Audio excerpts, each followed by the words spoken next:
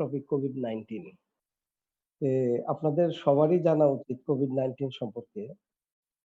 Objective of today's class is 2.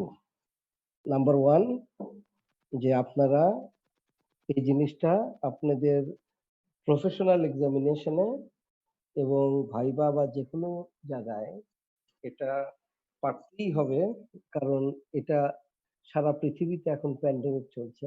R second thing, এই disease সম্পর্কে যেহেতু প্যান্ডেমিক চলছে, এটা আপনাদের সবাইকে জানতে হবে, কারণ মোরলেস লেম্যানরা এখন অনেক কিছু জানছে।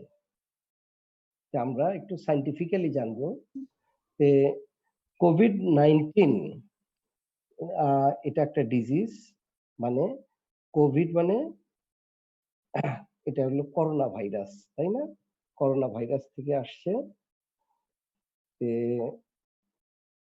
এটা হলো 19 নাম দিয়েছে, এটা নোমেনক্লেচারটা দিয়েছে WHO। কোভিড-19 WHO দিয়েছে। একটু দুই একজনকে অ্যাডমিট করে নিই। আচ্ছা, WHO মিউট করতে হবে। আপনার মাইক্রোফোনগুলো একটু মিউট করে ফেলেন।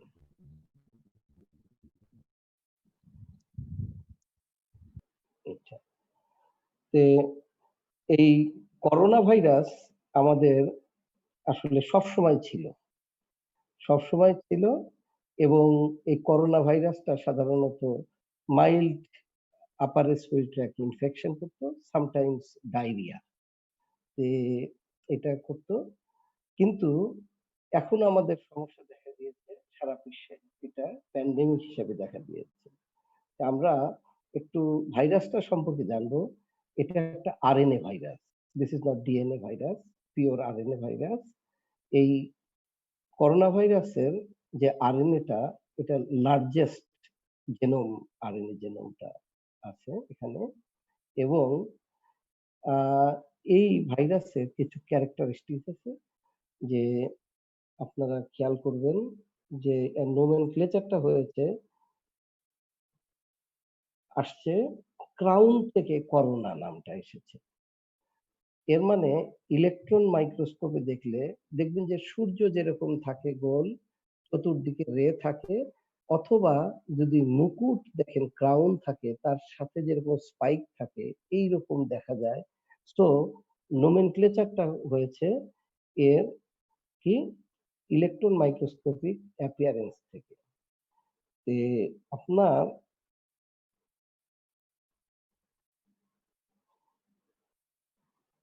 এটা একটা ইনভেলপ ভাইরাস।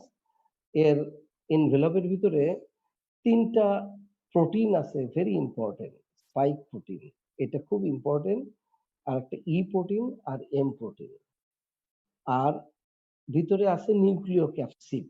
আমি এটা একটু দেখাচ্ছি যে দেখতে কেমন। নিউক্লিয় ক্যাপসিড দেখেন, এই যে একটা সাদা ছবিটা, এটা দেখবেন একটা সূর্যের মতো চতুর্দিকে রে, আর এই যে একটা ছবি দেখছেন এখানে, দেখবেন যে লাল লাল গুলো, এগুলো হলো স্পাইক প্রোটিন বলে, এস প্রোটিন বলে। হ্যাঁ, আরো কিছু দেখবেন ছোট ছোট আছে, এগুলো ই প্রোটিন আর এম প্রোটিন বলে। দুইটা করে যেটা আছে, এটা হলো এম প্রোটিন আর একটা হলো ই প্রোটিন। যাই হোক, এটা দরকার নাই। সবচেয়ে ইম্পর্টেন্ট দরকার যে এস প্রোটিনটা এর প্যাথোজেনেসিসে অনেকটা, মানে এই এস স্পাইকের মাধ্যমে আসলে এটা এই পালমোনারি যে নিউমোসাইট আছে এর সাথে অ্যাটাচড হয়।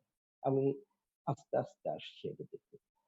এটা দেখেন, আমি একটা করোনা ভাইরাসের একটা সেকশন, এখানে এই যে স্পাইক প্রোটিন যেটা আছে এস, আর কিছু আছে দেখবেন যে সেপ্টিপিনের মতো, এগুলোকে এম প্রোটিন বলে, আর একটু আছে হলো ই প্রোটিন আছে, হলুদটা ই প্রোটিন। আর এর ভিতরে দেখবেন যে যে পেঁচানো আছে, এটা নিউক্লিয় ক্যাপসিড। এইটাই হলো জেনোম থাকে, আরএনএ থাকে এবং এন প্রোটিন মিলে থাকে, এটাকে নিউক্লিয় ক্যাপসিড বলে। তাহলে নিউক্লিয় ক্যাপসিড ভিতরে আর বাইরে যে envelop থাকে, এখানে কিছু প্রোটিন থাকে। এটাই হলো এর স্ট্রাকচার, যে করোনা ভাইরাসের স্ট্রাকচার। তে এই করোনা ভাইরাসের জেনাস কয়েকটা আছে। Alpha, beta, gamma, delta. Alpha, beta, gamma, delta. কিন্তু এগুলো করোনা ভাইরাস ম্যাক্সিমামই করে কি ম্যামালস, বার্ডস এদের ইনফেকশন করে। শুধু ৭ টা করোনা ভাইরাস করে হিউম্যান ইনফেকশন। 7 যে তার ভিতরে হিউম্যান ইনফেকশনের মধ্যে উপরের ৪ টা দেখেন corona virus 229E, NL63, HQ1 এবং OC43 এগুলো করে হলো মাইল্ড ডিজিজ। ঠিক আছে? মাইল্ড ডিজিজ করে। মাইল্ড ডিজিজ মানে upper respiratory flu like illness এগুলো করে। আর নিচের ৩ টা severe acute respiratory syndrome related মানে সার্স আগে হয়ে গেছে কয়েকটা outbreak. Middle East respiratory syndrome MERS এবং লাস্টলি চলছে কোভিড। এই কয়টা হলো মানে ডেঞ্জারাস ডিজিজ করেছে। মানে এপিডেমিক এবং প্যান্ডেমিক করেছে। এই নিচের ৩ টা। আর উপরের গুলো মাইল্ড ইলনেস করে হিউম্যান। তে SARS, severe acute respiratory syndrome, Middle East respiratory syndrome related corona virus আর severe acute respiratory syndrome corona virus 2 এইটা করতে হলো কোভিড-19। এটা মানে ভাইরোলজিক্যাল নেম আসলে কি severe acute respiratory corona virus 2 মানে SARS-CoV-2 ভাইরাস যেটা কোভিড করছে।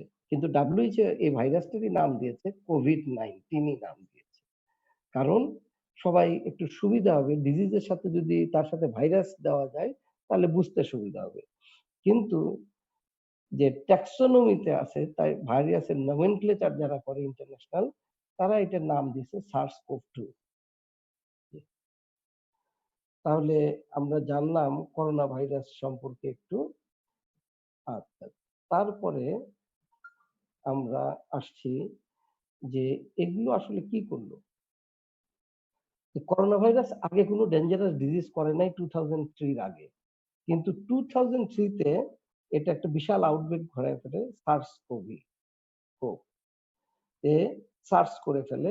এখানে টোটাল ডেথ ছিল 774। এটা চায়না থেকেই শুরু হয়েছিল। মানে চায়না থেকেই সব আউটব্রেক ম্যাক্সিমাম। এবং 2012 এ মার্স আউটব্রেক হয়। এখানে ওভার 400 মিডল ইস্টে বা এখানে মারা যায় বাইরে। আর 2015 এও একটা অ্যাটাক হয়, 2018 এও একটা অ্যাটাক হয়। এগুলো মার্সের অ্যাটাক হয়। এবং এই 2019-20 তে যে প্যান্ডেমিক চলছে সেটা SARS-CoV-2 যেটাকে কোভিড-19 ভাইরাস বলে। এইটাতে টোটাল ডেথ কিন্তু গতকাল পর্যন্ত WHO র যে রিপোর্ট আছে এই রিপোর্টে 2,92,043 মানে দেখেন মৃত্যুর সংখ্যা কত ছাড়িয়ে গেছে। আমাদের এখানেও প্রতিদিনই মানুষ মারা যাচ্ছে এখানে এবং আমাদের বিভিন্ন জায়গায় আমাদের সমস্যা হচ্ছে এবং জনজীবন বিপর্যস্ত সারা পৃথিবীতে। আমি জাস্ট একটু আপনাদের জিনিসগুলো বলে নিব যে মানে ডিসেম্বরে আপনারা এগুলো না তাকিয়ে শোনেন। মানে ডিসেম্বরের ১ম দিক থেকে চায়নাতে দেখা যাচ্ছিল যে কিছু নিউমোনিয়া হচ্ছে।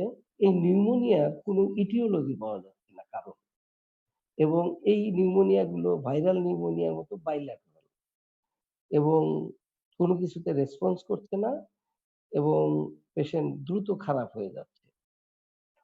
তে এরপরে ৩১শে ডিসেম্বর এটা করে কি যে ২৭ টা pneumonia cases of unknown aetiology এটা রিপোর্ট করে যে মানে এই যে হুবেই একটা প্রভিন্স আছে ওই চীনে, ওখানে একটা হুয়ানান সিফুড হোলসেল মার্কেট আছে।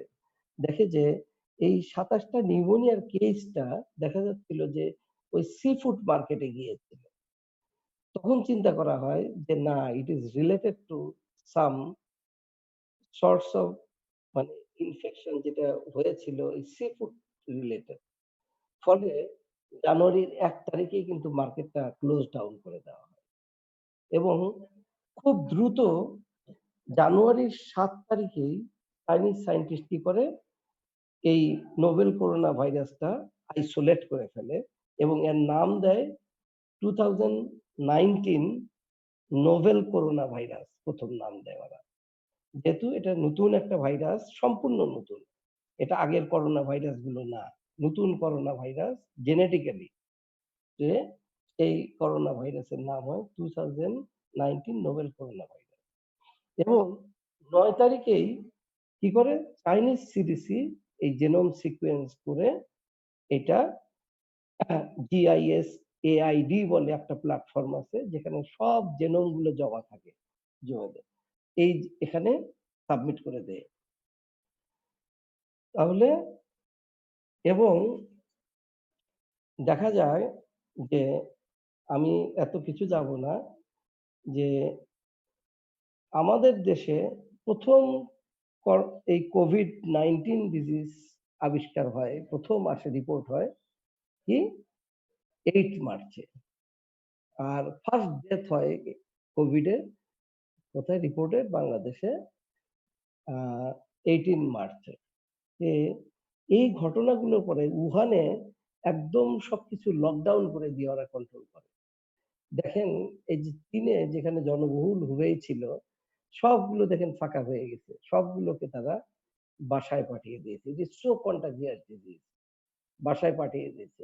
এটা ইটালির একটা দেখেন কি অবস্থা এবং যখন লকডাউন করে দেয়, তখন ইটালির রাস্তাঘাট এইরকম হয়ে যায় এবং প্লেনে কোনো লোক নাই। ঠিক আছে? রাস্তায় কোনো লোক ছিল না এবং হসপিটাল গুলো ভর্তি হয়ে যাচ্ছিল ডেড বডি দ্বারা।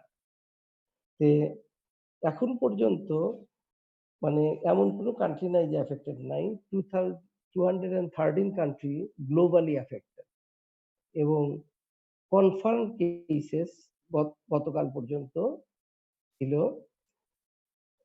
42,48,389 কেসেস। 42 লাখ এবং ডেথ ছিল 2,92,046 ডেথ গ্লোবালি।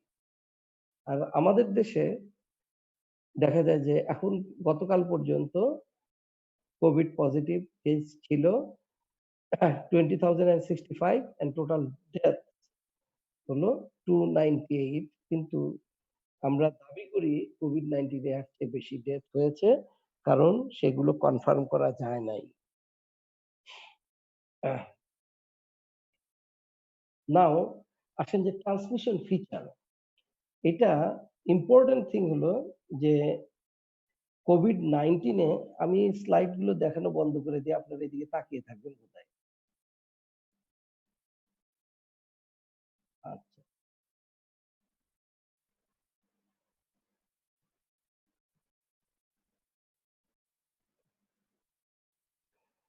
আচ্ছা। কোভিড-19 জিনিসটা হলো হিউম্যান টু হিউম্যান ট্রান্সমিশন। মানে মানুষ থেকে মানুষে ছড়িয়ে পড়ছে। ১ম এ কিন্তু চাইনিজরা বুঝতে পারে নাই যে এটা মানুষ থেকে মানুষে ছড়ায় কিনা। পরে তারা কনফার্ম হলো যে না, অনেকেই মার্কেটের সাথে রিলেটেড নাই, ওই সি ফুড মার্কেটে যায় নাই। কিন্তু তারাও কি এই সিম্পটম নিয়ে আসছে। তখন চিন্তা করা হলো যে না এটা হিউম্যান টু হিউম্যান ট্রান্সমিশন। পরবর্তীতে বোঝা যাচ্ছিল না হিউম্যান টু হিউম্যান ট্রান্সমিশন থাকলে এটা কিভাবে ছড়াচ্ছে।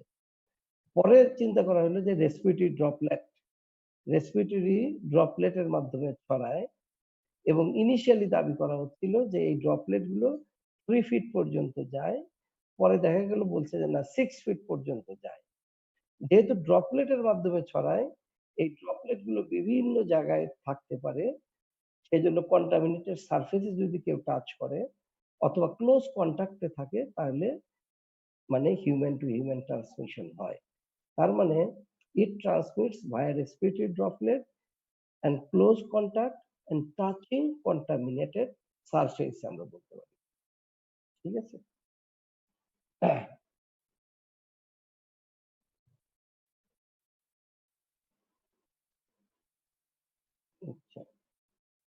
এটা একটুখানি আমি আপনাদের ইয়েটা দেখায় দেই যে এটা কিভাবে হিউম্যান এ আসলো।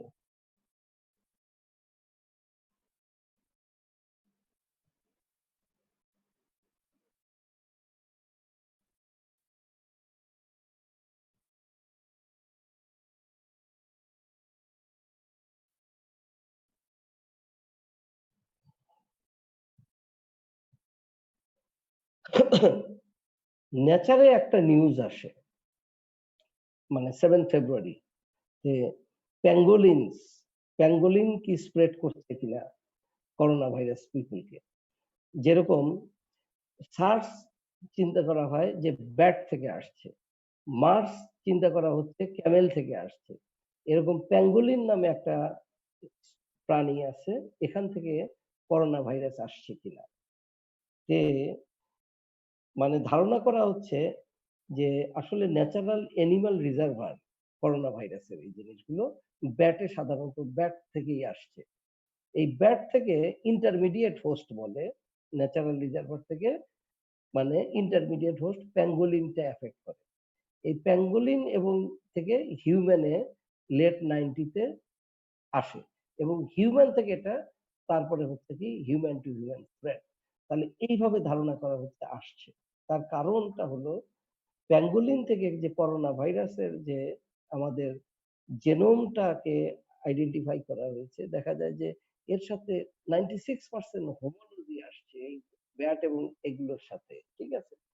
তখন ধারণা করা হচ্ছিল যে এটা সম্ভবত প্যাঙ্গোলিন থেকেই মানে ব্যাট থেকে প্যাঙ্গোলিনে আসে ইন্টারমিডিয়েট হোস্ট এবং এই ইন্টারমিডিয়েট হোস্ট থেকে হিউম্যানে চলে আসে। তারপরে হিউম্যান টু হিউম্যান স্প্রেড হতে হতে চীন থেকে মানে বিভিন্ন জায়গায় USA, Italy, France, Germany, Thailand, Cambodia এগুলো ছড়িয়ে পড়ছে। ঠিক আছে? যে এখন সারা পৃথিবীতে ২২০ টা দেশে ছড়িয়ে পড়েছে। কিন্তু পরবর্তীতে দেখা গেল যে না এটার সাথে বোধহয় কোনো সম্পর্ক নাই। কারণ এটার হোমোলজি এত বেশি নাই। ফলে এখনো we are in doubt আসলেই প্যাঙ্গোলিনের মাধ্যমে এসেছে কিনা এটা আমরা বলতে পারি না। এ দেখেন এটা ডায়মন্ড প্রিন্স এর বোধহয় আপনারা নাম শুনেছেন। তাই না? এই একটা প্রমোত্তরী, তাই না? এটা কোথায় যায়? ওখান থেকে চলে যায় হলো হংকং এ গিয়ে থামে। হংকং থেকে যায় হলো জাপানে। এবং এর ভিতরে কিছু কোভিড মানে পেশেন্ট ছিল একজন ১ম তার হলো ফেব্রুয়ারি মানে ৩ তে ইয়োকোহামা নামে এবং এটার মেক্সিমাম প্যাসেঞ্জার ছিল জাপানের। তে এদের ভিতরে দেখা গেল একজন থেকে অনেকজনের ছড়িয়ে গেছে এবং কিছু মারা গেছে। ঠিক আছে? তার মানে মানে এই সারা ওয়ার্লডেও ছড়িয়েছে, জাহাজের ভিতরেও ছড়িয়েছে। একজন থেকে সম্পূর্ণরূপে বিভিন্ন জনের ছড়িয়েছে এবং এদের কোয়ারান্টাইনে রাখা হয়েছিল এবং কোয়ারান্টাইনে রাখার পরেও ছড়িয়েছে। তখন ধারণা করা হয়েছিল যে এটা মানে কোয়ারান্টাইন ওয়াজ নট সাকসেসফুল। যাই হোক আমি এটা নিয়ে আসছি না। এখন একটু খালি আমি জিনিস বলবো যে why this virus is dangerous। আমি একটা জিনিস দেখিয়েছি যে এখানে দেখাবো যে এখানে ২ টা দেখবেন মানে কার্ভ আছে। একটা হলো ব্লু আর একটা হলো রেড। ব্লুটাকে বলছি লিনিয়ার গ্রোথ। আর স্ক্রিন আসছে না। স্ক্রিন দেখা যাচ্ছে না, না? সরি। স্ক্রিন শেয়ার করা হয় না বোধহয়।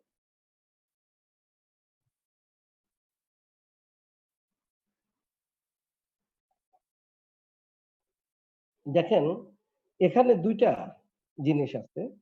যে ব্লু এটাকে লিনিয়ার গ্রোথ বলে আর যেটা রেড এটা হলো এক্সপোনেনশিয়াল গ্রোথ বলে। তে এক্সপোনেনশিয়াল গ্রোথ আর লিনিয়ার গ্রোথ এর মধ্যে পার্থক্য। লিনিয়ার গ্রোথ হলে আস্তে, আস্তে, আস্তে, আস্তে বাড়ে। আর এক্সপোনেনশিয়াল গ্রোথ হলে খুব দ্রুত বাড়ে। যে সে ফর এক্সাম্পল যে মানে ১০, ২০, ৩০, ৪০, ৫০ মানে একই মানে সরি আপনারা বিভিন্ন জন বিভিন্ন সময় জয়েন করছেন। 10, 20, 30, 40, 50 এইরকম যদি হয় তাহলে এটাকে বলি লিনিয়ার গ্রোথ। তার মানে প্রতিবারই 10 করে বাড়ছে। 10 থেকে 20, 20 থেকে 30, 30 থেকে 40, 40 থেকে 50। আর এক্সপোনেনশিয়াল গ্রোথ হবে হলো 10 থেকে 20 হলো। 20 থেকে হবে আবার তার ডাবল 40, 40 থেকে আবার 80, 80 থেকে 160। এটা হলো এক্সপোনেনশিয়াল গ্রোথ। দেখেন এখানে লিনিয়ার গ্রোথ আর এক্সপোনেনশিয়াল গ্রোথ এর মধ্যে ডিফারেন্স হলো ২ টা। যে ১ম দিকে দেখবেন যে একইভাবে বাড়ছে। বেড়ে হঠাৎ করে যখন একটু বেশি বাড়লো, তারপর থেকে দেখবেন যে হুট করে উপরে উঠে যাচ্ছে। মানে খুব দ্রুত বাড়ছে। যেটা আমাদের সব জায়গায় ইউএসএ থেকে বলেন, ইটালিতে বলেন, যেকোনো জায়গায় বলেন, আমাদের দেশেও এইরকম গ্রোথটাই হচ্ছে আসলে এক্সপোনেনশিয়াল, হ্যাঁ? সেইজন্য বেড়ে যাচ্ছে গ্রোথ। তে এই গ্রোথ গুলো দেখেন একটা সময় একই রকম ছিল, ফ্ল্যাট ছিল। জানুয়ারি 21 থেকে এরকম ফ্ল্যাট ছিল।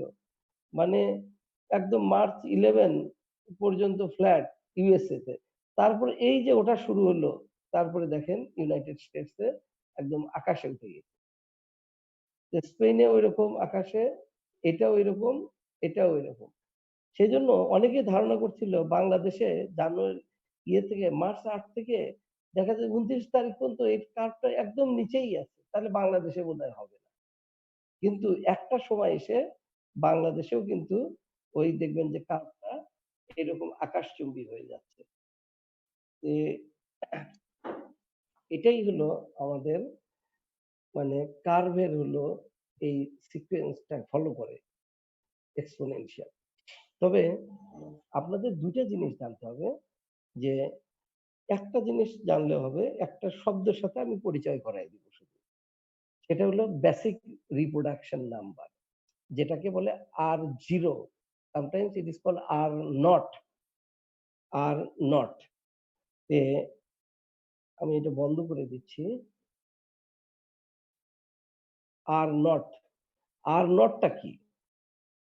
R0 হলো যে আপনার একটা কেস থেকে মানে একটা কেস থেকে কতগুলো কেস হতে পারে। ঠিক আছে? কতগুলোকে ইনফেকশন ছড়ায় দিতে পারে। মানে একটা কেস এর পোটেনশিয়ালিটি কত, কয়টা কেসকে ইনফেক্ট করা। এটাই হলো আর নট বা বলে আর0 বলে। Basic reproduction number. মানে যদি কমিউনিটিতে নতুন ডিজিজ কেউ ইনফেক্টেড না, মানে তার মানে সবাই সাসেপ্টেবল। এই ডিজিজ আগে কখনো ইমিউন না কমিউনিটিতে। তার মানে ইচ ওয়ান ইজ সাসেপ্টেবল। তাহলে আপনি এটা আর ভ্যালু দ্বারা আর0 ভ্যালু দ্বারা আমরা কত দ্রুত ছড়িয়ে পড়তে পারে আমরা এটা ইয়ে করি। যে যেরকম আর নট ভ্যালু যদি 2 হয় তাহলে একজনের কাছ থেকে ২ জনের ছড়ায় পড়তে পারে। এবং ২ জন আবার ২ জনকে ছড়ায় পড়লে হবে কতজন? ৪ জন। আবার এই ৪ জন কিন্তু আবার ২ জন করে ছড়ায় দিবে। এইভাবে বলি যে মানে কেসটা ডিসেমিনেট হবে যে তাহলে আমরা একটা জিনিস দেখি আমরা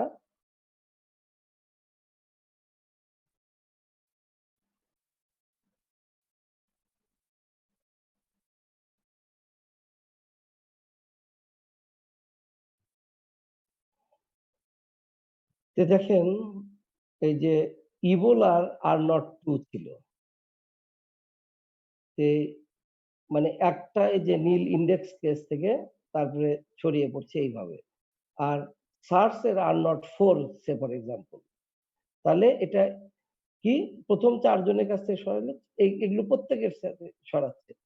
তে আর নট যত বেশি হবে তত দ্রুত মানে কমিউনিটিতে ছড়িয়ে পড়বে। দেখেন ধরেন আর নট যদি 0 হয় তাহলে একজনের কাছে আরেকজন, তার কাছ থেকে আরেকজন এইভাবে ছড়াবে। এইটা একদম কনস্ট্যান্ট মানে থাকবে। তাহলে এই আর নট যদি ১ হয় তাহলে এই ডিজিজটাকে বলি এন্ডেমিক। মানে এটা কমিউনিটিতে থাকবে, একজনের কাছ থেকে আরেকজন ছড়াবে, আরেকজনের কাছ থেকে আরেকজন ছড়াবে। ঠিক আছে? তার মানে এই ডিজিজটা এন্ডেমিক। আর যদি আর নট ভ্যালু 1 এর উপরে যায়, তাহলে দেখবেন যে ফর 2 অথবা 1.5 তাহলে ১ জন থেকে ২ জনের বা ১.৫ জনের এইভাবে যাবে। ঠিক আছে? এইভাবে যদি যেতে থাকে তাহলে এটা ডিজিজটা হয়ে যায় এপিডেমিক। ঠিক আছে? এবং যখন সব জায়গায় ছড়িয়ে যায় বা সব কান্ট্রির মধ্যে তখন বলি প্যান্ডেমিক। এবং যখন দেখবেন এই আর নট এর ভ্যালু লেস দ্যান 1 চলে আসছে, তখন দেখবেন যে ডিজিজ আস্তে, আস্তে ডাই আউট হয়ে যাচ্ছে। তাহলে আমাদের এখন উদ্দেশ্য থাকবে এই আর ভ্যালুটাকে কমায় দেওয়া। যে 2.2 ছিল যে, তাহলে আমরা এটাকে কিভাবে কমায় দিতে পারি? ধরেন আমার কাছ থেকে যদি potentiality থাকে SARS-CoV-2 যে ৩ জনের কাছে ছড়ায় পড়া। আমি ৩ জনের কাছে ছড়ায় পড়া যদি ৩ জনকে না দেই আমি, তাহলে ওই ৩ জনকে যদি ডিসট্যান্স এ রাখি আমার কাছে তাহলে কিন্তু ছড়িয়ে পড়ছে না। তাহলে আর ভ্যালু আমি কমায় ফেলতে পারছি। ঠিক আছে? এটা বলে সোশ্যাল ডিসট্যান্সিং। মানে আমি প্রত্যেককে করলাম কি দূরে, দূরে রাখলাম। তাহলে আমার কাছ থেকে মানে ওদের যাওয়ার সম্ভাবনা থাকলেও ৩ জনের হয়তো গিয়েছে। কিন্তু তারা যদি দূরে, দূরে থাকে ওরা আর ছড়ানোর কোনো লোক পাবে না। তাদের কাছ থেকে আবার যদি তারা অন্যরা দূরে থাকে তাহলে ছড়ার লোক পাবে না। এইভাবে আর ভ্যালুকে আমরা কমিয়ে নিয়ে আসার চেষ্টা করি। এটাকে একটা ইম্পোর্টেন্ট জিনিস যে আমরা স্প্রেডটাকে প্রিভেন্ট করতে পারি। তাহলে কি হবে? আর এর ভ্যালু কমে গেলে আর যদি 1 এর নিচে নামায় নিয়ে আসতে পারি সোশ্যাল ডিসট্যান্সিং করে, তাহলে আস্তে, আস্তে, আস্তে, আস্তে ডিজিজটা ডাই আউট হয়ে যাবে। এর ভিতরে ডিজিজের ইমিউনিটি যদি মানে ডেভেলপ করে, যেটা হার্ড ইমিউনিটি বলে, যে হার্ড ইমিউনিটি ডেভেলপ করলে যে ডিজিজটা আস্তে, আস্তে ডাই আউট হয়ে যায়। এই যদি হয় ভ্যাকসিনের দ্বারা অথবা ন্যাচারাল ইনফেকশন এর দ্বারা যদি হয়, তাহলে আস্তে, আস্তে ডিজিজটা ডাই আউট হয়ে যাবে। তো এই আমরা এজন্য social distancing is so important. এখানে দেখেন আর ভ্যালু আছে ১ এর বেশি। আস্তে, আস্তে কেস বাড়ছে, বেড়ে পিকে যাচ্ছে। তারপরে আর ভ্যালু যখন কমে যাচ্ছে আস্তে, আস্তে নেমে তারপরে ডাই আউট হয়ে যাচ্ছে। ঠিক আছে? তাহলে ১ম ২.৫ সপ্তাহ ছিল প্রায় ২.৫ সপ্তাহে পিকে উঠলো। তারপর আস্তে, আস্তে নিচে নেমে এইভাবে মানে 5 উইকস এ গিয়ে বেজ লাইনে চলে আসছে। তে এই যে আমরা বলি আর এর ভ্যালু যে কমাই, এটা কেন কমাই? না কমাইলে এই যে হঠাৎ করে পিক চলে আসলো, এই পিকটা অনেক উপরে উঠে যায়। কারণ আমরা তো প্রিপেয়ার্ড ছিলাম না। আমাদের হেলথ কেয়ার সিস্টেম এত কেস লোড নেওয়ার মতো নাই। কারণ কোভিড যদি একসাথে প্রতিদিন ২,০০০ করে মানে ডায়াগনোসিস হয়, ৩,০০০ করে ডায়াগনোসিস হয়। ১ মাসে যদি ৩-৪ লাখ হয় তাহলে এই পরিমাণ লোড বেয়ার করার হেলথ কেয়ার ফ্যাসিলিটিজ এর নাই। হেলথ কেয়ার ফ্যাসিলিটিজ যে আছে ডট দ্বারা এইটুক পর্যন্ত। এর উপরে উঠে গেলেই হেলথ কেয়ার ফ্যাসিলিটিজ গুলো কি হয়? ইয়ে হয়ে পড়ে। ওভার বার্ডেন হয়ে পড়ে। ফলে এই কার্ভটাকে আমরা ফ্ল্যাট করে দিয়ে যে আমার ক্যাপাবিলিটির ভিতরে নিয়ে আসি। সেইজন্য আর ভ্যালু কমায় দেওয়া করে কার্ভটাকে আমরা ফ্ল্যাট করে দেওয়ার চেষ্টা করি যাতে আমরা ডিল করতে পারি। কিন্তু ডিজিজটাকে দূর করে দিচ্ছি না। ডিল করছি এবং ম্যানেজ করছি যাতে আমাদের ক্যাপাবিলিটির মতো থাকে। এটাতে আমরা কি করছি? এইভাবে কার্ভটাকে ফ্ল্যাটেন করে দেওয়ার চেষ্টা করছি। কিন্তু কার্ভ আমাদের ফ্ল্যাট করছে না। দেখেন সোশ্যাল ডিসট্যান্সিং একইভাবে ছড়ায় যাচ্ছে। এখন যদি আপনি এখানে একজন যদি বন্ধ করে দেন তাহলে ট্রান্সমিশন কতজনের বন্ধ হয়ে যাচ্ছে? এই দেখেন সাদা, সাদা একটু সব বন্ধ হয়ে যাচ্ছে। তার মানে আপনি সোশ্যাল ডিসট্যান্সিং যদি করেন, দেখেন যদি না বাধা দেন তাহলে কিভাবে ছড়ায় পড়ে। একজনকে যদি এখানে বাধা দিছেন তাহলে এর কতজন ছড়াইতো এগুলো বন্ধ। এখানে বন্ধ। এখানে হচ্ছে এখানে বন্ধ। এখানে বন্ধ করছেন এখানে বন্ধ। তাহলে কমিউনিটির কত লোড কমে গেল। আপনি আবার খেয়াল করেন যে কোথাও একজনকে ডিসট্যান্স এ রাখলেই দেখবেন যে ইনিশিয়াল কেস কে। তা আমরা যদি ইনিশিয়ালি এটা করতাম তাহলে এই লোডটা হতো না কিন্তু। দেখেন কেস নাম্বার কত কমে যেত। কিন্তু ইনিশিয়ালি করা হয় নাই। ইনিশিয়ালি আমরা এই কনটেইনটা করতে পারিনি ঠিকমতো। সেজন্য আমাদের কেস লোড গুলো এত বাড়ছে। আর আমাদের যে পরিমাণ টেস্ট করা দরকার সে পরিমাণ করতেও পারছি না। তো যাই হোক, যে আমরা সিরিয়াল ইন্টারভ্যাল আমরা বলব না। এই কমিউনিটি ট্রান্সমিশন মানে ট্রান্সমিশন কয়েকটা আছে। ১ম এ ছিল কি যে আমরা সন্দেহ করতাম চীন থেকে যারা আসছে তারাই একমাত্র এই SARS-CoV-2 নিয়ে আসছে বা COVID-19 ডিজিজ নিয়ে আসছে। তে সেজন্য উহান থেকে যারা আসতো তাদেরকে আমরা আইসোলেট করে রাখতাম। অন্য জায়গায় থেকে আসলে আইসোলেট করে রাখতাম না। তারপরে যখন দেখা গেল ইতালিতে বাড়ছে, বিভিন্ন জায়গায় বাড়ছে, এই যে আইসোলেটেড কেস গুলোই ছড়ায় ফেলছে। মানে তখন আমরা হিসাব নিতাম যে আচ্ছা আপনি আসছেন চীনে থেকে কেউ আসছে তার সংস্পর্শে গিয়েছেন কিনা, ইতালি থেকে কেউ আসছেন তার সংস্পর্শে গিয়ে। তখন দেখলাম যারাই আমাদের দেশে এফেক্টেড হচ্ছে তাদের এদের সাথে কন্টাক্টের হিস্ট্রি আছে। তো এগুলোকে বলি যে ইম্পোর্টেড কেস থেকে ছড়ানো। তারপরে যখন দেখলাম যে ওনাকে ছড়িয়েছে, সে আবার বাড়ির কয়েকজনকে ছড়িয়েছে। এইটাকে আমরা বলি যে ইম্পোর্টেড থেকে তো এটা ক্লাস্টার ছড়াচ্ছে এইটা। তারপরে দেখলাম যে কিভাবে যে আসছে আমরা জানছি না। তার মানে কমিউনিটিতে সবাই ভালনারেবল হয়ে আছে। কার কাছ থেকে আসছে আমরা বুঝতে পারছি না। তাহলে তখন হলো কমিউনিটি ট্রান্সমিশন। ঠিক আছে? তো এই ট্রান্সমিশন গুলো বিভিন্ন লেভেলের আছে যে আস্তে, আস্তে যে আমি একটু আপনাদের যে এটা ডিজিজটা কিভাবে করছে এই প্যাথোফিজিওলজিটা একটু আলাপ করব। যে কিভাবে ডিজিজটা করছে। মানে আমরা আগে দেখেছিলাম যে স্পাইক প্রোটিন আছে। যে সারফেসে স্পাইক প্রোটিন। এটা লাংসের টাইপ 2 নিউমোসাইট আছে। জানেন লাংসে ২ রকম নিউমোসাইট আছে, টাইপ 1 অ্যান্ড টাইপ 2 নিউমোসাইট।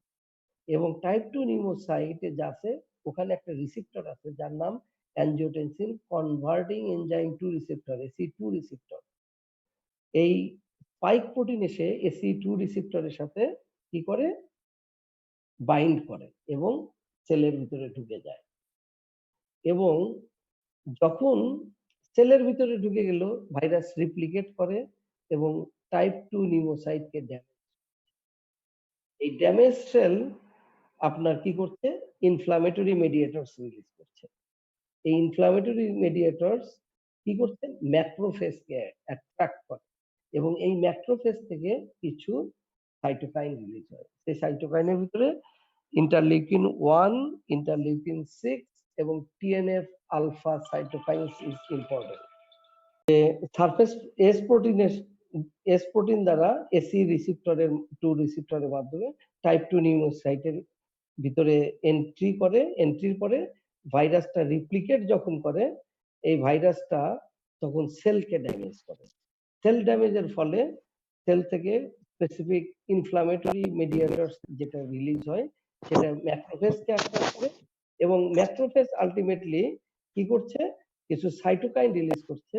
সেই সাইটোকাইন গুলোর নাম হলো IL-1, 6 এন্ড হলো কি টিউমার নেক্রোসিস ফ্যাক্টর আলফা। এই সাইটোকাইন গুলো রিলিজ হয়। রিলিজ হয়ে এরা কি করে আমরা দেখে নেই।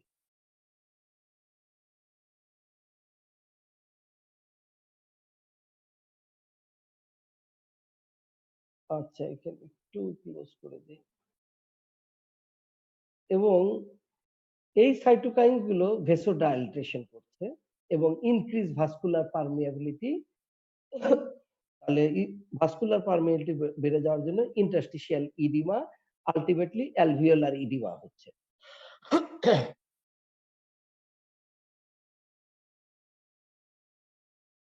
অ্যালভিওলার আমরা জেনে নিলাম। এই সাইটোকাইন গুলো ম্যাক্রোফেজ থেকে যেগুলো আসছে এই ভেসোডাইলেটেশন এবং ভাস্কুলার পারমিয়াবিলিটি বেড়ে দেওয়ার জন্য ইন্টারস্টিশিয়াল ইডিমা আলটিমেটলি অ্যালভিওলাসে কি ইডিমা ঢুকে যাচ্ছে, ইডিমা হচ্ছে। এই অ্যালভিওলার ইডিমার ফলে মানে হাইপোক্সিয়া ডেভেলপ করে। হ্যাঁ? আচ্ছা।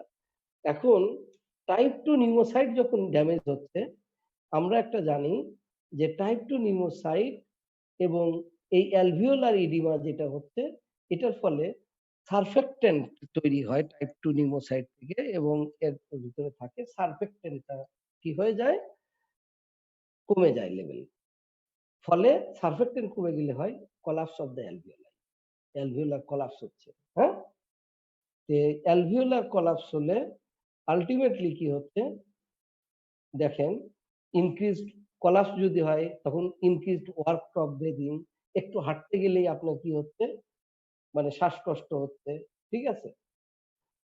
এই সমস্যাগুলো হচ্ছে এবং আল্টিমেটলি হচ্ছে কি ডিসনিয়া ডেভেলপ করছে, না?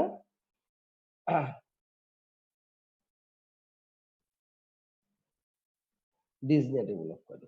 এবং এই টাইপ 2 নিউমোসাইট যে ড্যামেজ হচ্ছে, অ্যালভিওলার ইডিমা হলো, সারফেক্টেন্ট কমে গেল, কোলাপস হলো। এর ফলে আবার কি হচ্ছে? পার্শিয়াল প্রেশার অফ অক্সিজেন কমে যাচ্ছে এবং হাইপোক্সেমিয়া ডেভেলপ করছে। এবং হাইপোক্সেমিয়া কেমোরিসেপ্টরকে স্টিমুলেট করছে। এই কেমোরিসেপ্টর সিম্প্যাথেটিক নার্ভাস সিস্টেমকে স্টিমুলেট করছে এবং আল্টিমেটলি ট্যাকিকার্ডিয়া হচ্ছে এবং ট্যাকিপনিয়া হয়।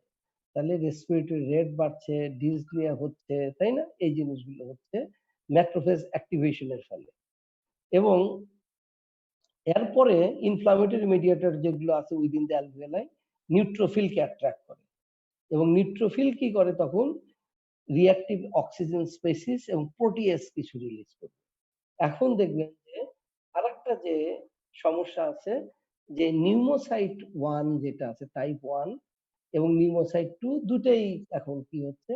এফেক্টেড হচ্ছে এবং ড্যামেজ হচ্ছে।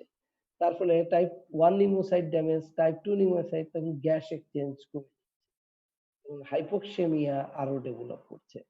এবং এই মেডিয়েটরস গুলো তারপরে ফ্লুইড, প্রোটিন, ডেব্রিস, সেলস এগুলো মিলে কি হচ্ছে? কনসলিডেশন হচ্ছে, যেটা নিউমোনিয়া হিসেবে আমরা ম্যানিফেস্ট করছে। দেখেন এবং আল্টিমেটলি এই কনসলিডেশন প্রোগ্রেস করে অ্যালভিওলার ইডিমা হয় এবং এআরডিএস ডেভেলপ করে। এবং দেখবেন যে সাইটোকাইন গুলো যেগুলো আছে ইন্টারলিউকিন 1, 6 এবং টিএনএফ আলফা এগুলো আবার হাইপোথ্যালামাসে চলে যাচ্ছে এবং প্রোস্টাগ্ল্যান্ডিন 2 প্রোডিউস করছে ফ্রম হাইপোথ্যালামাস এবং এগুলো থার্মোস্ট্যাটটাকে হাইপোথ্যালামাসে রিসেট করে দিয়ে করছে কি ফিভার করছে। তাহলে রুগীটার ম্যানিফেস্টেশন হচ্ছে ফিভার, তারপরে রেসপিরেটরি ডিস্ট্রেস, হ্যাঁ?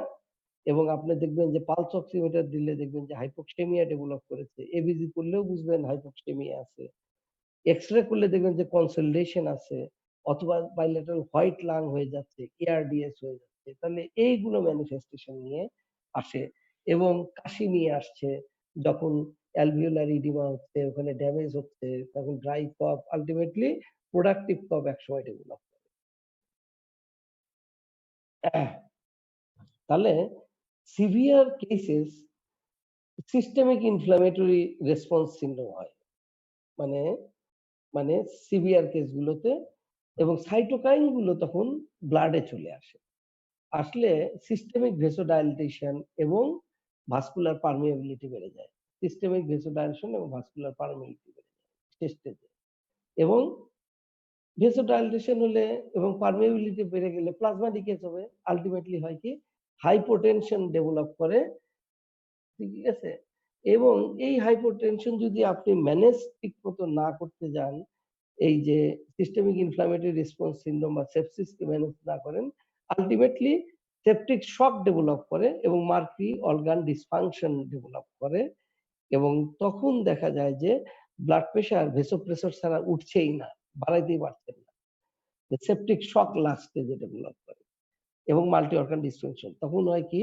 অ্যাকিউট কিডনি ইনজুরি, অনেক সময় লিভার ইনজুরি হয়, ঠিক আছে? কার্ডিয়াক ইনজুরি হয়। বিভিন্ন রকম হলো multi organ dysfunction syndrome develop করে এবং কিডনিতে আমি বলেছি একেআই হয়, লিভারে অনেক সময় লিভার ফাংশন অল্টারড হয়ে যায় কিন্তু দেখা গেল যে ইদানিং এইটুক পর্যন্তই আমরা ১ম দিকে বুঝেছিলাম। কিন্তু এখন দেখা যাচ্ছে যে না, কিছু পেশেন্ট আমাদের এই ভেন্টিলেটরে দিয়ে বা কোনো কিছু দিয়েই বাঁচানো যাচ্ছে না। পরে কিছু পোস্টমর্টেম স্টাডি আসলো যে কিভাবে মারা যায়। মারা যে যায়, ইতালিতে একটা বড় একটা সিরিজ হয়েছে পোস্টমর্টেম স্টাডি। ওইটা আমাদের আরো কিছু চোখ খুলে দিয়েছে প্যাথোজেনেসিস এর। সেটা হলো কি যে কোয়াগুলেশন সিস্টেমের অ্যাবনরমালিটি। মানে হাইকার কোয়াগুলেবল স্টেট থাকে।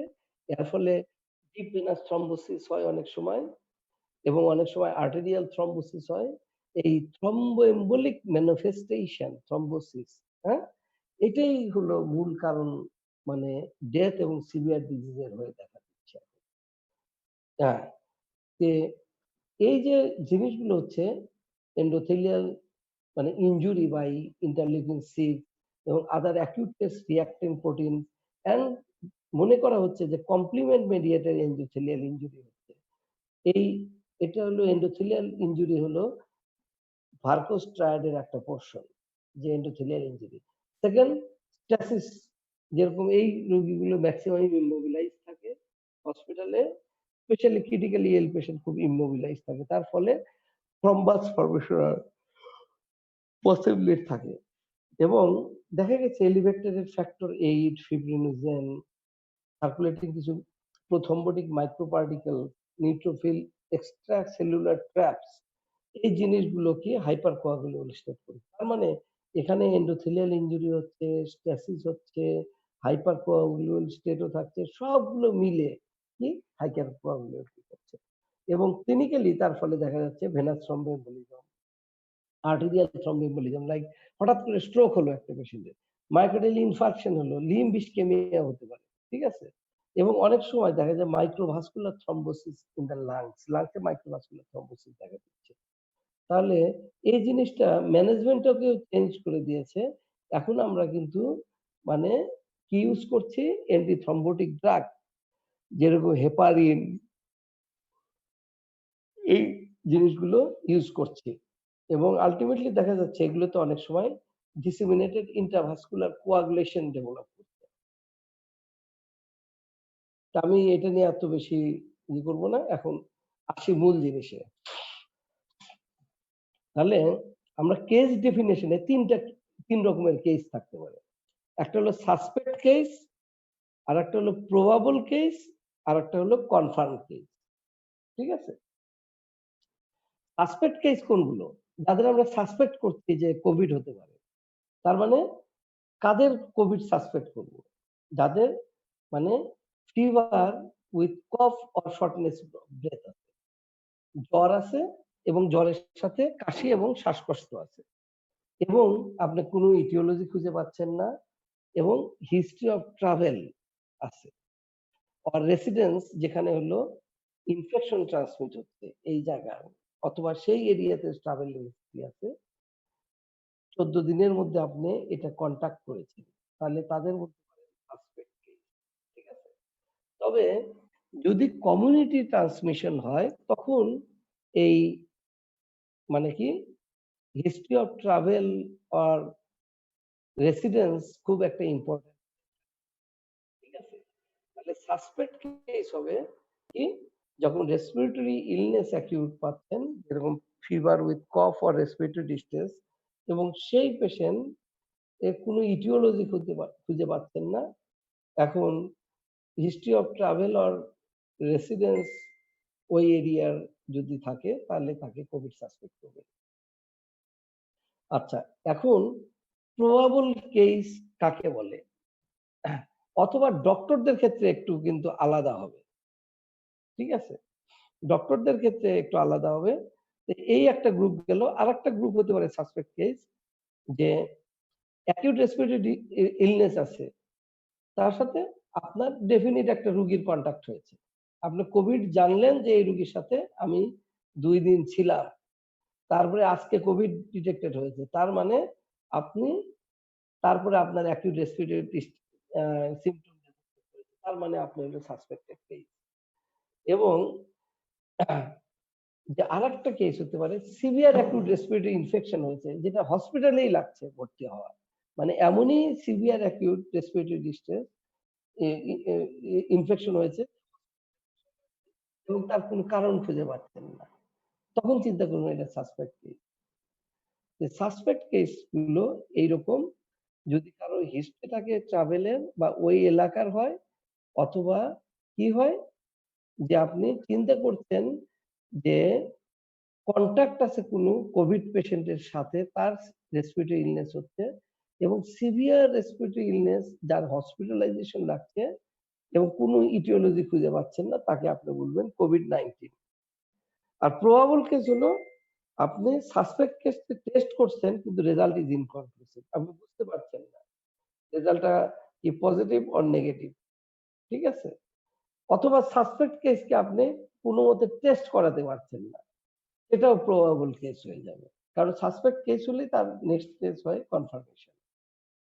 তাহলে না হলে তার প্রবাবলে চলে যাবে। আর কনফার্ম কেস মানে যেকোনো রোগীর বা যেকোনো মানুষের যদি কোভিড-19 ভাইরাস পজিটিভ হয় তাহলে সেটাই confirm case.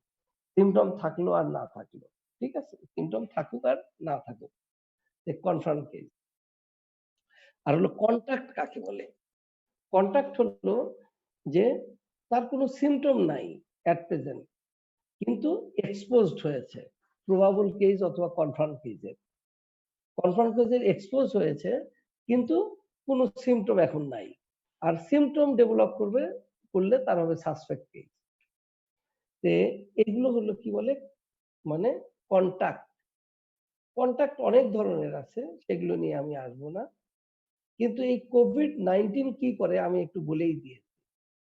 COVID-19 most of the কেসে থাকে ফিভার এবং ফ্যাটিগ। ফ্যাটিগ হলো একটা ইউনিক সিম্পটম এটা। যে বলে যে না আমি আর কিছুই করতে পারছি না, ভাল লাগছে না। ঠিক আছে? ফিভার বিভিন্ন গ্রেডের থাকতে পারে। যে low grade, high grade, chills দিয়ে আসতে পারে। ঠিক আছে? এই ধরনের ফিভার থাকে এবং ফ্যাটিগ খুব কমন এবং dry cough. Most of the কেসে ড্রাই কফ থাকে এবং অ্যানোরেক্সিয়া, মায়ালজিয়া, ডিসনিয়া, ঠিক আছে? Sputum production and Soar throat মানে আপার রেসপিরেটরি ইনফেকশন। এই জিনিসগুলো নিয়ে আসে অনেক সময়। তাহলে সিম্পটমের ভিতরে এগুলো নিয়ে আসে এবং আমরা ল্যাব টেস্ট কিভাবে করব? কোভিডের। কোভিডের ল্যাব টেস্টটা করব আমরা যে কনফার্ম করার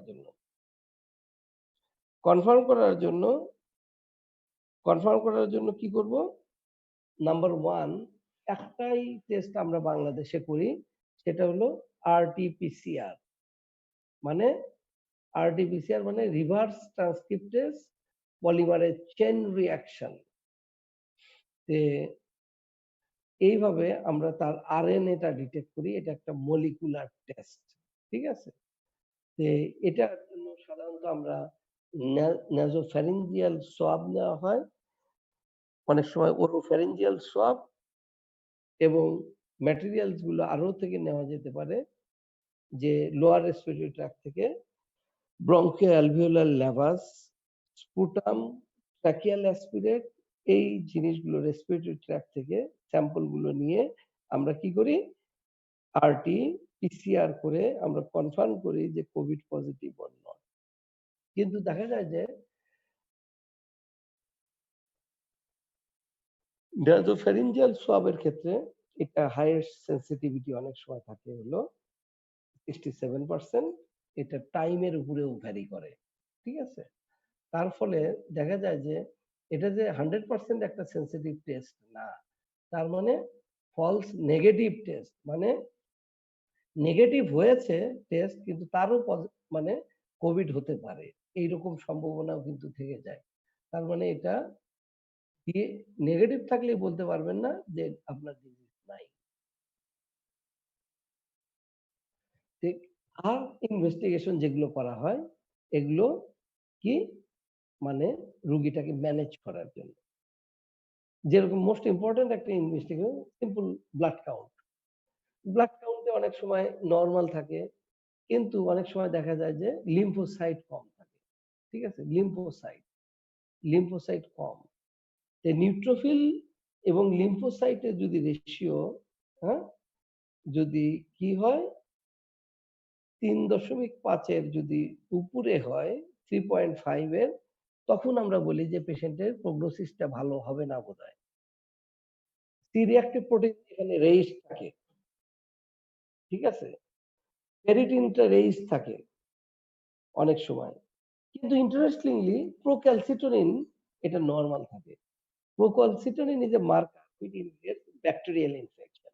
তাহলে একটা রোগী যার হলো কমপ্লিট ব্লাড কাউন্ট নরমাল পাচ্ছেন, একটু লিম্ফোপেনিয়া পাচ্ছেন, ঠিক আছে? বা এবং যার সি রিঅ্যাক্টিভ প্রোটিন বাড়ছে, ফেরিটিন বাড়ছে, যেগুলো হলো অ্যাকিউট ফেজ প্রোটিন। কারণ যখন একটা ইনফেকশন হয় লিভার থেকে অ্যাকিউট ফেজ প্রোটিন হয়, যেগুলো সি রিঅ্যাক্টিভ প্রোটিন, ফেরিটিন এগুলোকে বলি। তাহলে এক্ষেত্রে এগুলো বাড়ে কিন্তু প্রোক্যালসিটোনিনটা নরমাল থাকে। যদি দেখেন যে ফেরিটিনিন, সি রিঅ্যাক্টিভ প্রোটিন বেশি, প্রোক্যালসিটোনিন নরমাল, তখনই চিন্তা করবেন এটা হলো ভাইরাল বা কোভিড-19 তে। এবং ডি ডাইমার কিছু কিছু ক্ষেত্রে সিগনিফিকেন্টলি বেশি থাকে। ডি ডাইমার ইন্ডিকেট করে যে আপনি এটা সিভিয়ার কেস এবং পুয়ার প্রগনোসিস। ঠিক আছে? সিভিয়ার কেস এবং poor prognosis. D dimer indicate করে যে কি, যে এই রোগীটার কোনো ডিসেমিনেটেড ইন্ট্রাভাস্কুলার কোয়াগুলেশন বা thrombotic manifestation, deep venous thrombosis বা এগুলো ডেভেলপ করলো কিনা। আদার ব্লাড টেস্ট লাগতে পারে, যেরকম ব্লাড কালচার যদি সেকেন্ডারি ব্যাকটেরিয়াল ইনফেকশন সাসপেক্ট করেন। তাছাড়া kidney function, liver function, ECG এবং ট্রপোনিনটা ইম্পর্টেন্ট। ইসিজি, ট্রপোনিন, কারণ অনেক পেশেন্ট আসে ভাইরাল মায়োকার্ডাইটিস নিয়ে, তখন ট্রপোনিনটা বেশি থাকবে। কিন্তু আবার অনেক পেশেন্টের থাকে হলো কি ট্রপোনিন নরমাল, অনেক সময় ব্যাকটেরিয়াল ডিজিজে ট্রপোনিন, তো ভাইরাল মায়োকার্ডাইটিস অনেক সময় দেখা যায় যে না, থ্রম্বোএম্বোলিক ম্যানিফেস্টেশন হয়ে বা থ্রম্বোটিক ম্যানিফেস্টেশন হয়ে অ্যাকুট এমআই হয়ে গেছে, সেক্ষেত্রেও ট্রপোনিন বেশি থাকবে মায়োকার্ডাইটিস ছাড়াও। এটাকে X-ray, this is interesting X-ray, যে মানে এই কোভিড-19 এর রোগী সাধারণত মানে নিউমোনিয়া নিয়ে প্রেজেন্ট করে কনসলিডেশন। এই কনসলিডেশন গুলোর কয়েকটা বৈশিষ্ট্য আছে। এগুলো সাধারণত পেরিফেরিতে হয়, লোয়ার জোনে হয়, ঠিক আছে?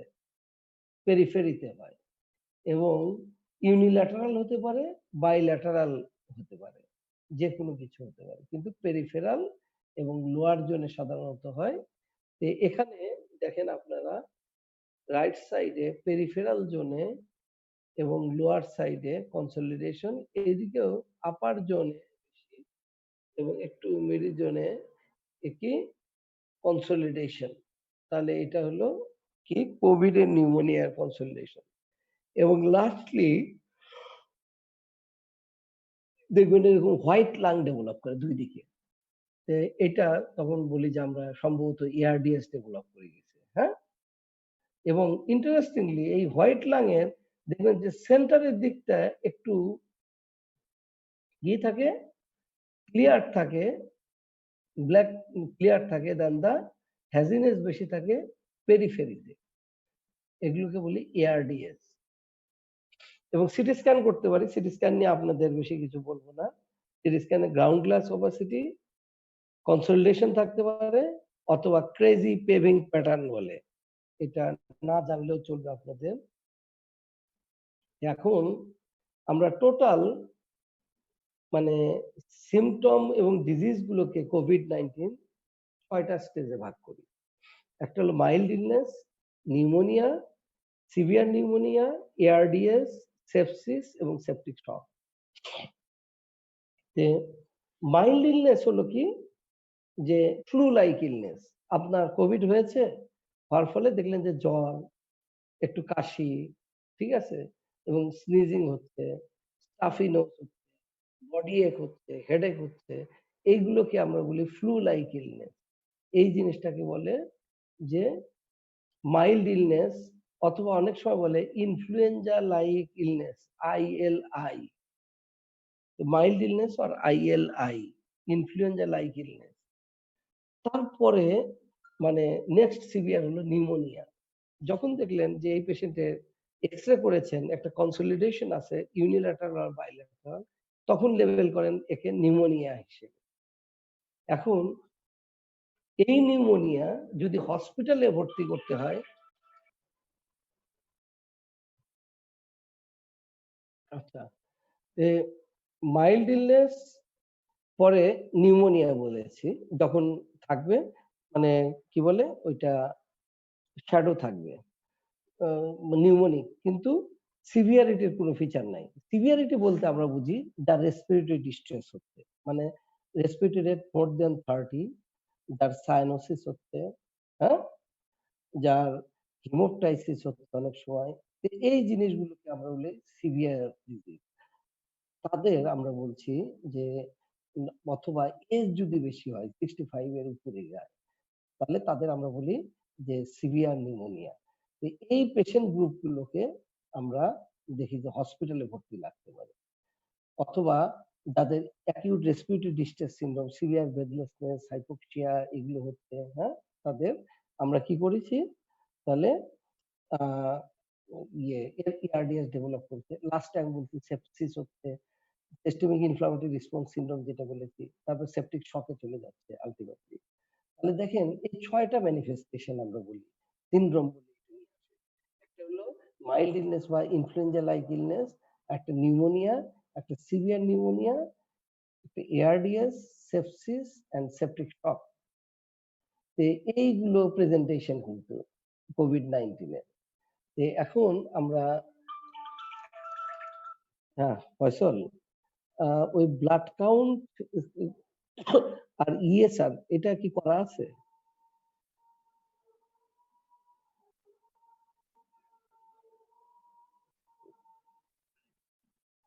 হুম, কিন্তু এটা একটু এনশিওর করা হতো, হ্যাঁ?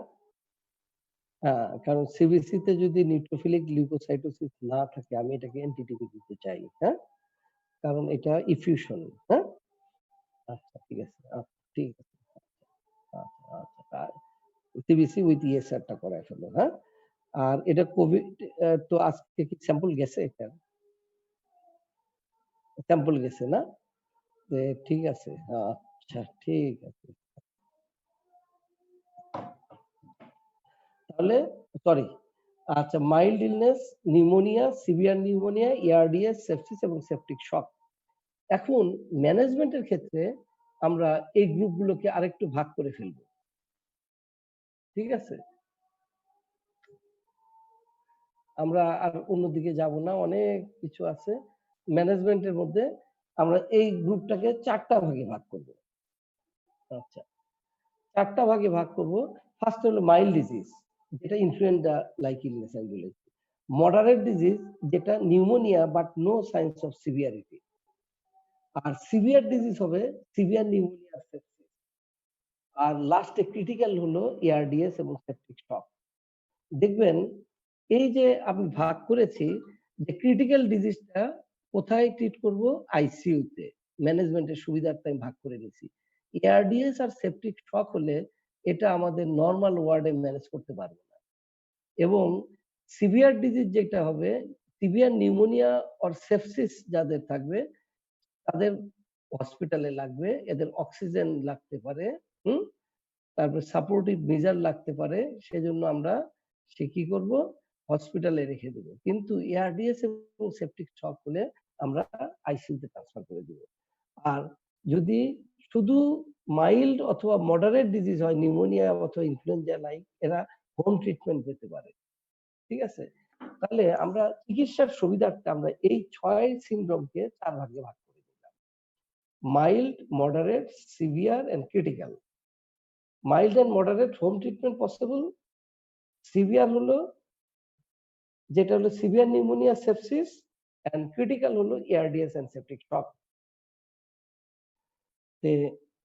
আপনাদের যে একটা জিনিস বলেছি যে আগে দেখেন নিউমোনিয়া CRB65 স্কোর 0। CRB65 স্কোরটা কি একটু জাস্ট আমি বলে দেই, যদি আপনাদের না জানলেও চলবে। মানে আমরা নিউমোনিয়াকে সিভিয়ারিটির জন্য আগে বলছি যে কার্ভ 65 কোর্স ছিল আগে, কমিউনিটি অ্যাকিউট নিউমোনিয়া। এখানে ইউটা বাদ দিয়েছি, কারণ ইউটা হলো ইউরিয়া, মানে এটা ব্লাড স্যাম্পল নিতে হয়, কিন্তু আমরা ক্লিনিক্যালি এই CRB65 দ্বারা করতে পারি। সি তে হলো কনফিউশন যদি ডেভেলপ করে, রেসপিরেটরি রেট যদি মোর দেন 30, হাইপোটেনশন যদি থাকে, এজ যদি 65 এর হয়, এই চারটার যে কোনো একটা, মানে একটা করে score, 1 number 2 number 3 number 4 number, চারটা করে পয়েন্ট, 1 পয়েন্ট 2 পয়েন্ট 3 পয়েন্ট 4। যদি 0 থাকে সেটা হলো শুধু নিউমোনিয়া, আর 1 থেকে 4 যদি হয় তাহলে সেটা হলো সিভিয়ার নিউমোনিয়া। বোঝা গেছে? তাহলে আমি আবার যদি ফিরে আসি, মডারেটে যে নিউমোনিয়া আছে এটা CRB65 হলো 0। তার মানে এটা কোনো সিভিয়ারিটি ফিচার নাই। এগুলো সবগুলোই হলো সিভিয়ারিটির একটা মার্কার। কনফিউশন, রেসপিরেটরি রেট, আর এটা কি ব্লাড প্রেশার এন্ড এজ 65। যেকোনো একটা থাকলে স্কোর 1, স্কোর 2, স্কোর 3, স্কোর 4, মানে সিভিয়ার নিউমোনিয়া চলে যাবে। বোঝা গেছে? এটা হলো, তাহলে এটা ক্লিনিক্যালি অ্যাসেস করতে পারি। এটার জন্য ব্লাড টানারও দরকার নাই। সেজন্য বাংলাদেশ সোসাইটি অফ মেডিসিন থেকে ইউটা বাদ দিয়ে CRB65 করা হয়েছে। অ্যাডমিশন ক্রাইটেরিয়া, কোন পেশেন্ট গুলো অ্যাডমিশন আসলে এখন থাকবে আমরা বলতে পারি।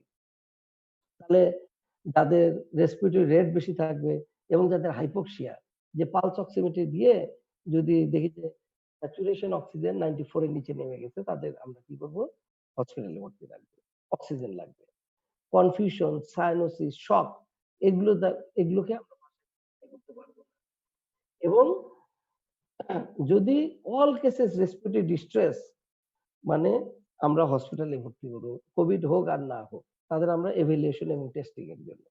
তাহলে আমাদের কাছে যে রোগীগুলো আসবে, যদি কোভিড রোগী আসে তার মধ্যে যদি এই সমস্যাগুলো সিভিয়ারিটির ফিচার থাকে, তাহলে আমরা ভর্তি করব এবং সব রেসপিরেটরি ডিস্ট্রেস এ রোগী ভর্তি করব যদি ফার্দার এভালুয়েশন এবং টেস্টিং এর জন্য। তাছাড়া অন্যান্য রেসপিরেটরি ডিস্ট্রেস গুলো চিকিৎসা হবে না। চিকিৎসা আসলে তেমন কিছুই নাই। ঠিক আছে? চিকিৎসা তেমন কিছুই নাই। স্পেসিফিক কোন ড্রাগ আজ পর্যন্ত আবিষ্কার হয় নাই যে ড্রাগটা হেল্প করতে পারে। সো লটস অফ অ্যান্টিভাইরাল বাজারে শোনা যাচ্ছে বিভিন্ন কিছু, কিন্তু কোনটার কোন প্রুভেন এফিকেসি নাই। সেজন্য WHO কোন অ্যান্টিভাইরাল এখন পর্যন্ত সাজেস্ট করে নাই। তবে এগুলো নিয়ে ট্রায়াল চলছে। কতদূর কি হবে বিভিন্ন কিছু। একটা করে ফার্মাসিউটিক্যাল কোম্পানি বলছে এটা কাজ করে, এটা মার্কেট আউট হয়ে যাচ্ছে এখন। ১ম এ বলল যে হাইড্রক্সিক্লোরোকুইন কাজ করে, অ্যাজিথ্রোমাইসিন, এই ২ টা মার্কেট আউট হয়ে গেল। তারপরে দেখা গেল না, এগুলো তেমন কিছুই আসলে কাজ করে না। তারপরে ফ্যাভিপিরাভির, রেমডেসিভির নিয়ে এখন চলছে। এটাতে কিছু স্টাডিতে দেখা গেছে কাজ করে না, কিছু স্টাডিতে দেখা যাচ্ছে যে এন্ড পয়েন্ট গুলোতে কিছু, মানে পুয়ার এন্ড পয়েন্ট এ কিছু কাজ করতেও পারে, নাও পারে। তাও এটা মাঝখানের একটা রিপোর্ট। তাহলে এখন পর্যন্ত কোন স্পেসিফিক ড্রাগ নাই। সেজন্য আমরা করি কি, যে স্পেসিফিক ড্রাগ না থাকার জন্য আমরা এই রোগীগুলোকে আমরা আসলে সাপোর্টিভ ট্রিটমেন্ট দেই। যেরকম মাইল্ড ডিজিজ হলে তাদের বলি যে প্যারাসিটামল, অ্যান্টিহিস্টামিন, মানে লিউকওয়ার্ম ওয়াটার গার্গল, এই জিনিসগুলোকে আমরা বলি যে করতে। এবং মোস্ট ইম্পোর্টেন্ট চিকিৎসা হলো অক্সিজেন। যদি হাইপোক্সিয়া হয় তাকে অক্সিজেন দিই। অক্সিজেনটা কিভাবে দিই? নেজাল ক্যানুলা দ্বারা দিতে পারি আপ টু 5 লিটার। মাস্ক দ্বারা, হাডসন মাস্ক বলে, এটা দ্বারা দিতে পারি আপ টু 10 লিটার। তারপরে যদি বেশি লাগে তাহলে নন রিভিডার মাস্ক আছে, এটা লাগে। তাহলে আমরা অক্সিজেন দিতে পারি, কিন্তু ইনটিউবেশন লাস্টে যে এআরডিএস এ লাগতে পারে, কিন্তু ইনটিউবেশনের রেজাল্ট আসলে ভেন্টিলেটরের খুব ভালো না। সেজন্য don't try to ventilate, always try to avoid ventilation, mechanical ventilation. কিন্তু কিছু কিছু ক্ষেত্রে নন ইনভেসিভ ভেন্টিলেশন করা যেতে পারে। তাহলে অক্সিজেন, ঠিক আছে, ফ্লুইড ব্যালেন্স, সেজন্য এদের বলবেন যে অ্যাডিকুয়েট ফ্লুইড ইনটেক, ঠিক আছে, কিন্তু ওভার হাইড্রেশন করবেন না। আইভি ফ্লুইড দিলে ওভার হাইড্রেশন, এআরডিএস এ রোগীর ওভার হাইড্রেশন হয়ে যাবে। আইভি ফ্লুইড পারতপক্ষে অ্যাভয়েড করার চেষ্টা করবেন। তাহলে জ্বর কমাবেন, তারপরে তার হাইড্রেশন মেইনটেইন করবেন, ঠিক আছে? অক্সিজেন লাগলে অক্সিজেন দিবেন, ঠিক আছে? নন ইনভেসিভ ভেন্টিলেশন লাগলে সেটা দিবেন, যদি ইনভেসিভ লাগে সেটাও দেওয়া যেতে পারে। এগুলো হলো চিকিৎসা। আর একটা চিকিৎসা, ওই যে বলছিলাম থ্রম্বোএম্বোলিক ম্যানিফেস্টেশন এর জন্য ম্যাক্সিমাম রোগী খারাপ হয়, সেই জন্য আপনি অ্যান্টি থ্রম্বোটিক কিছু মেডিকেশন দিতে পারেন। আমরা অনেক সময় হসপিটালে যেগুলো ভর্তি হচ্ছে এখন তাদের কি দিচ্ছি, লো মলিকুলার ওয়েট হেপারিন অথবা আনফ্র্যাকশনেটেড হেপারিন দিচ্ছি। তাহলে চিকিৎসার মধ্যে এগুলোই হলো মূলত চিকিৎসা, হ্যাঁ? এবং যদি সেকেন্ডারি ব্যাকটেরিয়াল ইনফেকশন যদি সাসপেক্ট করি, যদি নিউট্রোফিলিক লিউকোসাইটোসিস হচ্ছে, প্রোক্যালসিটোনিন বেড়ে যাচ্ছে, তখন আমরা মানে অ্যান্টিবায়োটিকের চিন্তা ভাবনা করি, ঠিক আছে? তাহলে এইটাই হলো ম্যানেজমেন্ট। এখন আরো অনেক কিছুই আলাপ করার আছে, তবে আপনাদের জন্য এইটুকু জানলেই চলবে। যদি কোনো কোশ্চেন থাকে আপনারা প্রশ্ন করতে পারেন। একজন বলেছেন অ্যাডমিশন ক্রাইটেরিয়া আরেকবার বলতেন। আচ্ছা, অ্যাডমিশন ক্রাইটেরিয়ার ভিতরে আমরা বলি যে রেসপিরেটরি রেট মোর দ্যান 30 যদি হয়, ঠিক আছে? তাহলে মানে এই রোগীর আমরা বুঝতে পারি ডিসনিয়া আছে। অক্সিজেন স্যাচুরেশন, তো অক্সিজেন স্যাচুরেশন যদি লেস দ্যান, অ্যাডমিশন ক্রাইটেরিয়ার ভিতরে respiratory rate, oxygen saturation, confusion, cyanosis, ঠিক আছে? এবং যদি এক্সট্রিম ফ্যাটিগ অনেক সময় বলে যদি থাকে, তাহলে এই ক্ষেত্রে আমরা কি করি যে অ্যাডমিশন করি পেশেন্ট গুলোকে। আর কি কোশ্চেন ছিল আমার তো এখানে এখন রেখে দিলাম। আচ্ছা, ডক্সিসাইক্লিন কম্বো টম্বো এগুলো সব ফেসবুক দেখে আপনাদের মাথা খারাপ হয়ে গেছে। এগুলো পেপার পুপার দেখে এগুলো কোনোটার কোনো প্রুভেন রোল নাই, হ্যাঁ? আচ্ছা, এই যে আরেকজন খুব ভালো কোশ্চেন করছেন যে why some patient even without any comorbidity. আচ্ছা, এখানে আপনাদের যে এই কোভিড-19 বা যে কোনো ভাইরাল ডিজিজ মানে দেখবেন যে কিছু কিছু হয় সেলফ লিমিটিং, যে অ্যাসিম্পটোমেটিক কিছু থাকবে, কিছু থাকবে প্রি-সিম্পটোমেটিক এবং মাইল্ড সিম্পটোমেটিক, এবং এই গ্রুপটাই থাকবে হলো 80%। আর 15% ক্ষেত্রে যাবে তারা হলো হসপিটালাইজড হবে, 20% কেসে হসপিটালাইজড হবে, এবং এর ভিতরে 5% কেসে হয় ক্রিটিক্যাল, তাদের লাগে হলো ক্রিটিক্যাল কেয়ার ইউনিটে। তাহলে বিভিন্ন রকম ম্যানিফেস্টেশন। এখন সাম পেশেন্ট ডেভেলপ এটা মানে severe disease, some patient doesn't develop severe disease. এটা অনেকগুলো ফ্যাক্টরের উপরে ধারণা করা হচ্ছে যে ইমিউন স্ট্যাটাস, ঠিক আছে? কিছু maybe genetic factor we don't know, ঠিক আছে? এগুলো রিলেটেড থাকে। Some patients are developing severe disease and some patient are not.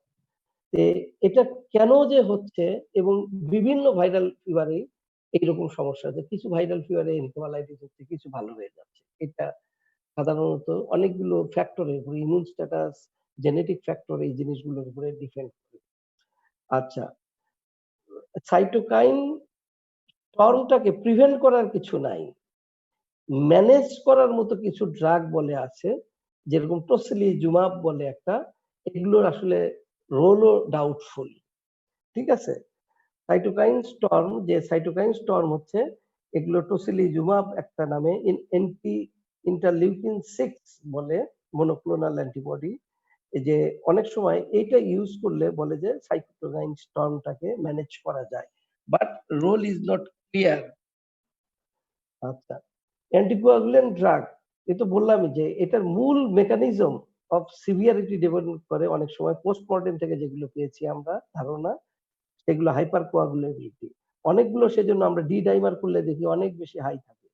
সেই জন্য দেখি যে অনেক পেশেন্ট মাইক্রোভাস্কুলার এবং ম্যাক্রোভাস্কুলার ডিজিজ ডেভেলপ করে। ফলে আমরা যে পেশেন্ট গুলো এখন হসপিটালে ভর্তি হচ্ছে তাদের অ্যান্টিকোয়াগুলেন্ট দিচ্ছি। Is it necessary mild? না, মাইল্ড এবং অ্যাসিম্পটোমেটিক পেশেন্টকে আমরা দিচ্ছি না। কনফিউশন, আচ্ছা বলতে কি বোঝাচ্ছেন? এখন একটা পেশেন্ট যখন শকে চলে যাবে, তখন তার ফিচার ডেভেলপ করে যে কনফিউশন, ড্রাউজি এই জিনিসগুলো। তাহলে রুগী তো আমাকে বলবে না যে আমি শকে আছি। তাই না? তাহলে যদি বলে কনফিউশন তার কনফিউজ স্টেট ডেভেলপ করেছে বা এরকম তার অ্যাটেন্ডেন্ট যদি বলে, তখন বুঝবেন যে এই রুগীটাকে হসপিটালে ভর্তি করতে হবে। জি। আর কোন কোয়েশ্চেন?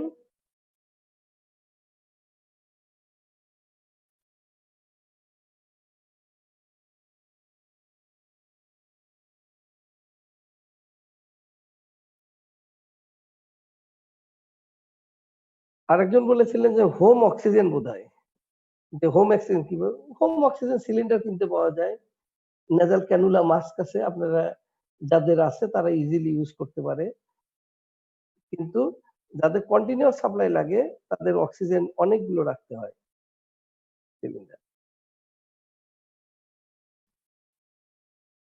এবং অক্সিজেন লাগলে তাকে বাসায় না রাখাটাই সবচাইতে উত্তম। অক্সিজেন লাগলেই হসপিটালে ভর্তি করা। আর কোন প্রশ্ন না থাকলে আমার মনে হয় এখানেই শেষ করে দিই।